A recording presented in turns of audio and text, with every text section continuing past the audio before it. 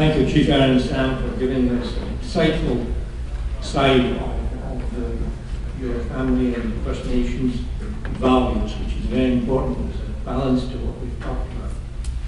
And that's the dilemma we have, is you said it so well at the end, we all live off fossil fuels, we've got to get that balance, while at the same time protecting the life force of water itself. So that brings me to our final speaker for the morning session, Michael Blackstock. Michael is an independent scholar who is of Gitxsan and Euro-Canadian heritage. His Gitxsan name is Amamudamgek and is a member of the House of Gale. Michael is a registered professional forester and a chartered mediator. He has a Master's of Arts degree in First Nations Studies and is a past member of UNESCO's Expert Advisory Panel on Water and Cultural Diversity. Michael is also a trained Northwest Coast carver and a poet. Michael speaks to Blue Ecology, a vision that embraces a water-first approach to planning human interventions in the environment. Please welcome Michael Blackstock.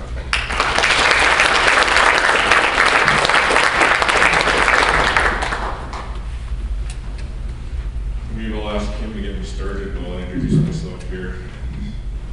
Amas Sungigat, Singamonak, Simogat, and Sam. Hello, everybody. Good morning.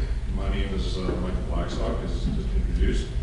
A little bit about myself, because that'll help paint the picture of what I'm going to talk about. I grew up in small communities around northern British Columbia. My dad is from the Gitxsan Nation. My mom is Euro-Canadian heritage. I never really became aware of my heritage until kind of in my late teens and 20s. I always thought my dad was Mexican. But as I learned about my heritage and explored through art, actually, I became really interested in the First Nations viewpoints. I graduated from high school, went to university, and did my forestry degree. And honestly, I struggled at university trying to understand what I was learning in particularly two areas. One was writing. The other one was ecology, because I kind of thought growing up in the north and working in the bush and doing those sorts of things, I kind of do well in forestry at university. And I struggled with ecology quite a bit, because the kind of nature and essence of my characters, I would really like to understand the basic concepts. And I think I annoy some of the professors with all the questions I'll ask about, day one stuff. And I really struggled with ecology, because I couldn't match up or weave together what I learned as a child with what I was hearing at university around, especially around water. And so what I'm going to be talking about is these kind of, because I have these two sides of my heritage, because I have science training and also I'm trained as an artist, you're going to hear about different perspectives, and it's almost like a negotiation in my own mind about kind of working through the different perspectives on water. So Blue Ecology, I've spent the last 20 years on one question. I've spent 20 years on a very basic question, and one of the questions that I struggled with ecology in university, and that is, what is water? I've looked at that question from two viewpoints, one from the Western science perspective, and one from First Nations perspective. When I say First Nations, I'm from the Gitxsan Nation, and the Gitxsan people, we are a nation, we have our own language, and we have our own perspectives, and those perspectives in some ways are very common to Indigenous peoples around the world, and I was lucky enough when I was involved with UNESCO to get that perspective about Indigenous viewpoints on water around the world. So there's commonalities, and there's also some unique, beautiful things in each nation that's quite different. So with the Ecology Nation, for example, will have different viewpoints than Gitxsan in some areas. But one of the things we do share is we're a riverine people. Gitxsan people are the English equivalent name of it is the people of the river mist. So we're riverine, and we live in this kind of water mist, and When I was preparing for a talk, I had to do it when I joined the UNESCO panel. We had to do a talk in Paris and introduce ourselves when we became a member of the panel. And I had 10 minutes to do it, and I was visiting with my aunt in Hazelton. That's where the examination kind of centers. And I was telling her I was preparing a water, talking about water. And I said, I also hear from our elders that, you know, the salmon are life. And I'm having trouble kind of with the concept around water is life and salmon are life. And she goes, what's the difference? And that gets at the essence of what I'm going to try and explain here today around water, is that you hear the expression water is life. What I'm going to be talking about is water is living. And that slight change around water is life, you've all heard that before, but what I'm going to be talking about is water is living. And the vision of Blue Ecology is to embrace a water-first approach to planning human interventions in the environment. That's the vision. What I'm going to talk about is how I got there and what the definition of Blue Ecology is and what some key messages I want to leave you with.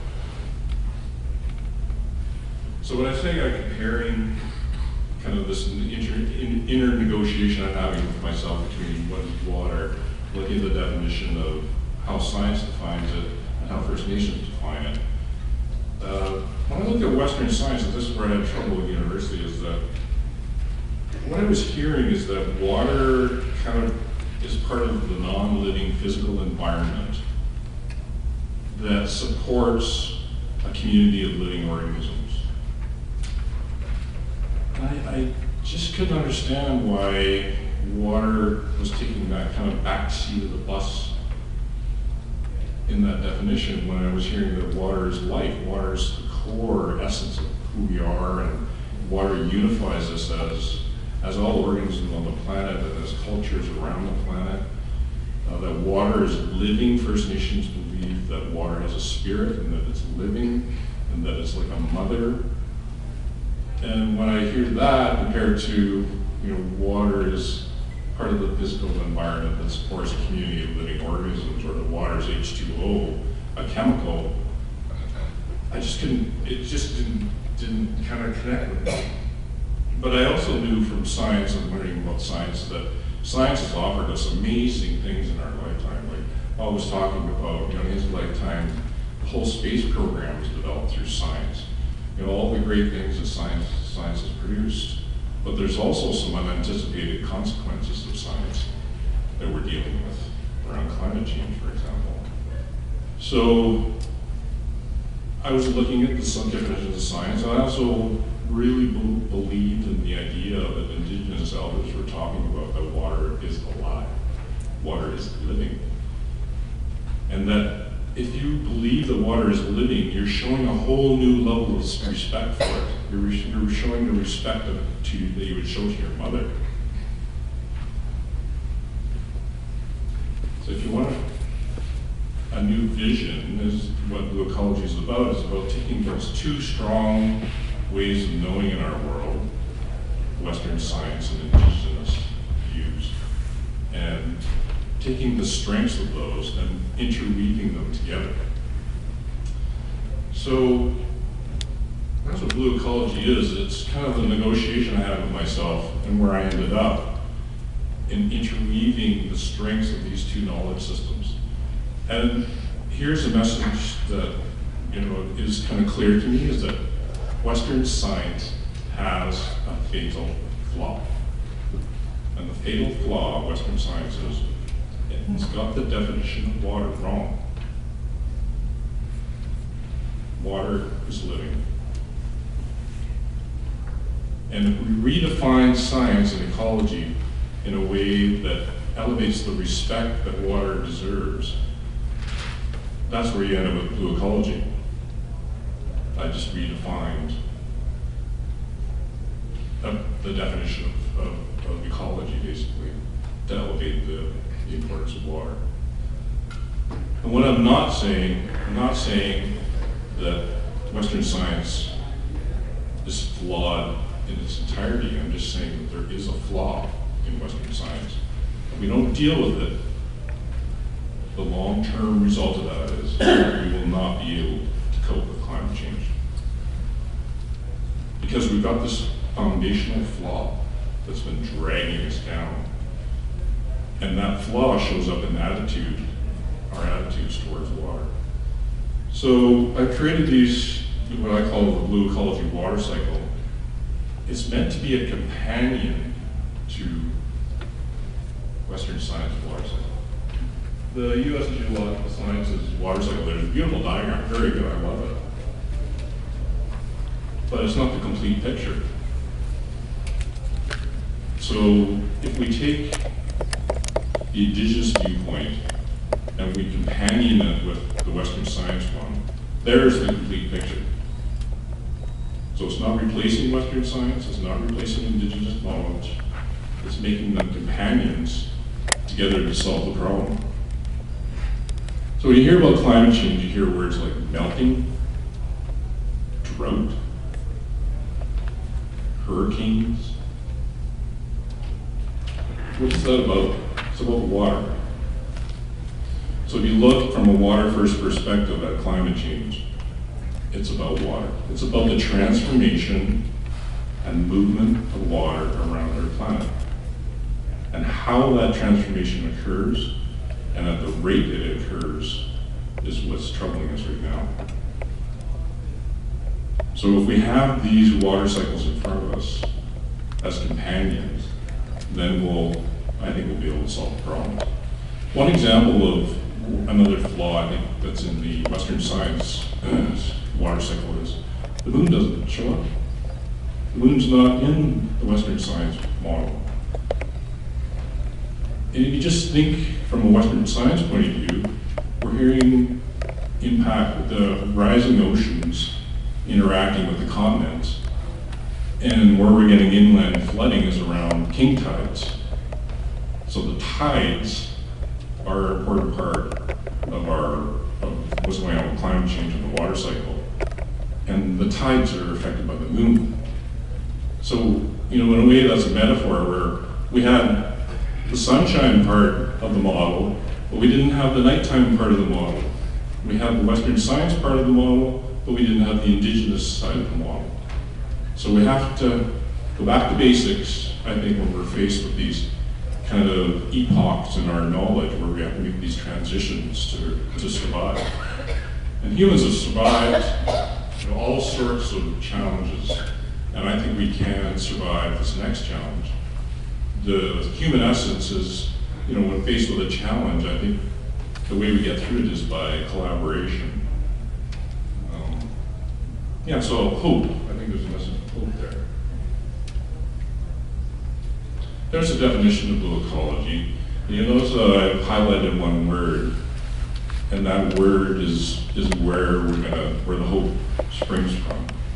Is that rather than trying to show that one way of knowing is better than another, Western science better than indigenous, for example, let's take the strengths of those ways of knowing and work together by interweaving our knowledge system and creating new ways to tackle problems, and to have the humility to recognize that maybe, for example, Western science does have a flaw. That takes a lot of humility. But when you're faced with a problem you can't solve, especially for future generations around what we're leaving for future generations, if we don't become humble and we remain arrogant about protecting our ways of knowing, that it's more important to prove that we have the right way of knowing than actually to adapt to the future, then that's where we're going to run into trouble. We have to be humble. And that means for Western science in particular, has to evaluate that flaw. So here's what I'm recommending as the new definition.